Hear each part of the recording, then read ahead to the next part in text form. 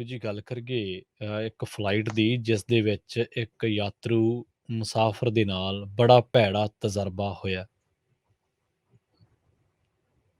ਹਾਂਜੀ, ਉਹ ਤੁਸੀਂ ਬਾਰਿਸ਼ ਦਾ ਗਾਣਾ ਜ਼ਰੂਰ ਸੁਣਿਆ ਹੋਣਾ ਕਿ ਟਿਪ ਟਿਪ ਬਰਸਾ ਪਾਣੀ। ਜੀ, ਜੀ, ਬਾਰਿਸ਼ ਜੀ। ਦੇ ਵਿੱਚ ਉਹ ਗਾਣਾ हुँ, ਵੈਸੇ 2-3 ਗਾਣੇ ਨੇ ਜਿਹੜੇ ਇੰਡੀਆ ਵਾਲਿਆਂ ਨੇ ਪੱਕੇ ਲਾ ਰੱਖੇ ਨੇ। हुँ। ਲਗੀ ਅੱਜ ਫਿਰ ਉਹ ਸਾਵਨ ਕੀ ਜੜੀ, ਉਹ ਕਈਆਂ ਨੂੰ ਇਹ ਲੱਗਦਾ ਕਿ ਸੈਡ ਹੈ।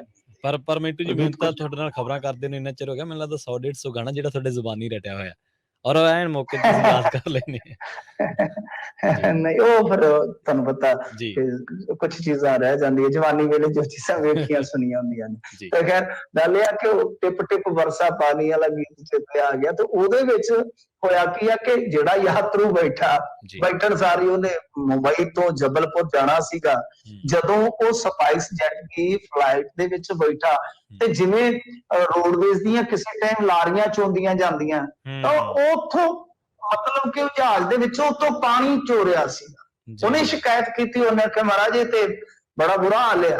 हुँ, ਉਹ ਕਹਿੰਦੇ ਕੋਈ ਗੱਲ ਨਹੀਂ, ਕਸੂਰ ਤੁਹਾਡਾ ਨਹੀਂ, ਕਸੂਰ ਸਾਡਾ ਹੀ ਹੈ, ਬਸ ਚੁੱਪ ਕਰਕੇ ਬੈਠੇ ਰਹੋ। हुँ। ਵੱਧ ਤੋਂ ਵੱਧ ਇਹੀਓ ਕਰ ਸਕਦੇ ਆ ਕਿ ਤੁਸੀਂ ਆਪਣੀ ਸੀਟ ਚੇਂਜ ਕਰ ਲਓ। जी, ਉਹਨੇ ਆ ਵੀਡੀਓ ਬਣਾ ਲਈ ਆ।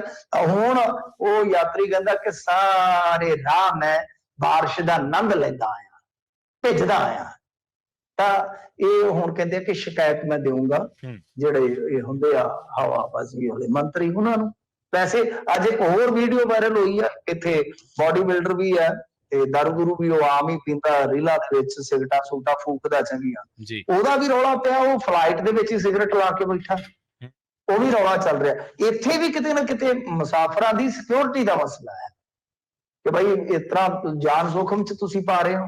ਇਸ ਕਰਕੇ ਵੈਸੇ ਜੇ ਤੁਸੀਂ ਦੇਖੋਗੇ ਕੋਈ ਨਵਾਂ ਮਾਮਲਾ ਨਹੀਂ ਆ। ਮੈਂ ਤੇ ਕਈ ਦਿਨਾਂ ਦੇ ਅਖਬਾਰ ਚ ਕਈ हुँ। ਮਾਮਲੇ ਪੜ੍ਹੇ ਨੇ ਇਸ बिल्कुल जी, ਤਰ੍ਹਾਂ ਦੇ। बिल्कुल, बिल्कुल। ਸਪਾਈਸ ਜੈਟ ਦੇ ਵਿੱਚ ਤੇ ਮੈਨੂੰ ਲੱਗਦਾ ਜਾਂ 2-3 ਮਹੀਨਿਆਂ ਚ ਤੁਸੀਂ ਦੇਖੋਗੇ हुँ, ਤੇ ਤਕਰੀਬਨ 7-8 ਕੇਸ ਇਸ ਤਰ੍ਹਾਂ ਦੇ ਮਿਲ ਹੈਗੇ। ਜਾਣਗੇ ਤੁਹਾਨੂੰ, ਸਹੀ ਹੈ, ਸਹੀ। ਜਿੱਥੇ ਕੁਛ ਨਾ ਕੁਛ ਇਹਨਾਂ ਨੇ ਗਲਤ ਕੀਤਾ ਯਾਤਰੂਆਂ ਦੇ ਨਾਲ। ਜਿਹੜੇ हुँ, ਬੰਦੇ ਟਿਕਟ ਖਰੀਦਦੇ ਨੇ जी। ਉਹਨਾਂ ਨੂੰ ਬਿਹਤਰ ਸਰਵਿਸ ਦੇਣਾ ਤੁਹਾਡਾ ਫਰਜ਼ ਹੈ। ਬਾਈ ਕਿਉਂ ਨਹੀਂ ਇੰਡੀਆ ਗਵਰਨਮੈਂਟ ਇਹ ਕਰਦੀ ਸਾਰਾ ਕੁਝ? ਜੀ। ਵੱਡਾ ਸਵਾਲ ਹੈ।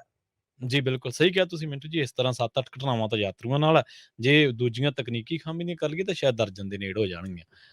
ਉਹ ਤੁਸੀਂ ਬਾਰਿਸ਼ ਦਾ ਗਾਣਾ ਜ਼ਰੂਰ ਸੁਣਿਆ ਹੋਣਾ ਕਿ ਟਿਪ ਟਿਪ ਬਰਸਾ ਪਾਣੀ। ਜੀ, ਜੀ, ਜੀ। ਬਾਰਿਸ਼ ਦੇ ਵਿੱਚ ਉਹ ਗਾਣਾ हुँ, ਵੈਸੇ 2-3 ਗਾਣੇ ਨੇ ਜਿਹੜੇ ਇੰਡੀਆ ਵਾਲਿਆਂ ਨੇ ਪੱਕੇ ਲਾ ਰੱਖੇ ਨੇ। हुँ। ਲਗੀ ਅੱਜ ਫਿਰ ਉਹ ਸਾਵਨ ਕੀ ਜੜੀ, ਉਹ ਕਈਆਂ ਨੂੰ ਇਹ ਲੱਗਦਾ ਕਿ ਸੈਡ ਹੈ।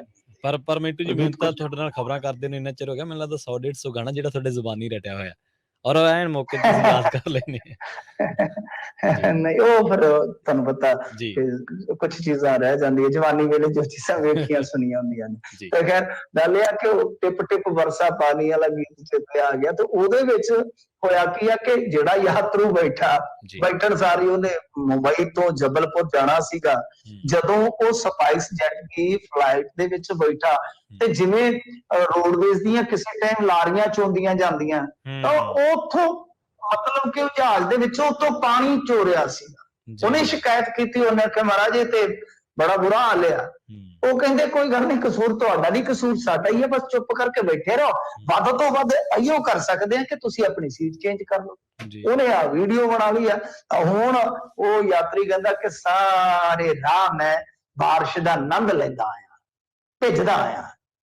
ਤਾਂ ਇਹ ਹੁਣ ਕਹਿੰਦੇ ਆ ਕਿ ਸ਼ਿਕਾਇਤ ਮੈਂ ਦੇਵਾਂਗਾ हुँ, ਜਿਹੜੇ ਇਹ ਹੁੰਦੇ ਆ ਹਵਾਬਾਜ਼ੀ ਵਾਲੇ ਮੰਤਰੀ ਉਹਨਾਂ ਨੂੰ। ਵੈਸੇ ਅੱਜ ਇੱਕ ਹੋਰ ਵੀਡੀਓ ਵਾਇਰਲ ਹੋਈ ਆ, ਇੱਥੇ ਬਾਡੀ ਬਿਲਡਰ ਵੀ ਹੈ ਤੇ ਦਾਰੂ ਵੀ ਉਹ ਆਮ ਹੀ ਪੀਂਦਾ, ਰੀਲਾਂ ਦੇ ਵਿੱਚ ਸਿਗਰਟਾਂ ਸੁਗਟਾਂ ਫੂਕਦਾ ਚੰਗੀਆਂ। जी। ਉਹਦਾ ਵੀ ਰੌਲਾ ਪਿਆ, ਉਹ ਫਲਾਈਟ ਦੇ ਵਿੱਚ ਹੀ ਸਿਗਰਟ ਲਾ ਕੇ ਬੈਠਾ। हुँ, ਉਹ ਵੀ ਰੌਲਾ ਚੱਲ ਰਿਹਾ। ਇੱਥੇ ਵੀ ਕਿਤੇ ਨਾ ਕਿਤੇ ਮੁਸਾਫਰਾਂ ਦੀ ਸਿਕਿਉਰਿਟੀ ਦਾ ਮਸਲਾ ਹੈ ਕਿ ਭਾਈ ਇਸ ਤਰ੍ਹਾਂ ਜਾਨ ਜੋਖਮ ਚ ਤੁਸੀਂ ਪਾ ਰਹੇ ਹੋ।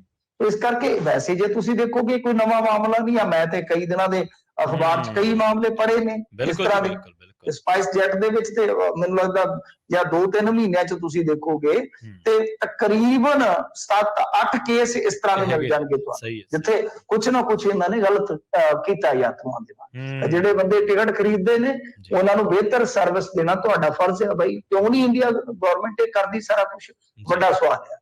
ਜੀ, ਬਿਲਕੁਲ ਸਹੀ ਕਿਹਾ ਤੁਸੀਂ ਮਿੰਟੂ ਜੀ। ਇਸ ਤਰ੍ਹਾਂ 7-8 ਘਟਨਾਵਾਂ ਤਾਂ ਯਾਤਰੂਆਂ ਨਾਲ ਹੈ। ਜੇ ਦੂਜੀਆਂ ਤਕਨੀਕੀ ਖਾਮੀ ਦੀਆਂ ਕਰ ਲਈਏ ਤਾਂ ਸ਼ਾਇਦ ਦਰਜਨ ਦੇ ਨੇੜੇ ਹੋ ਜਾਣਗੀਆਂ।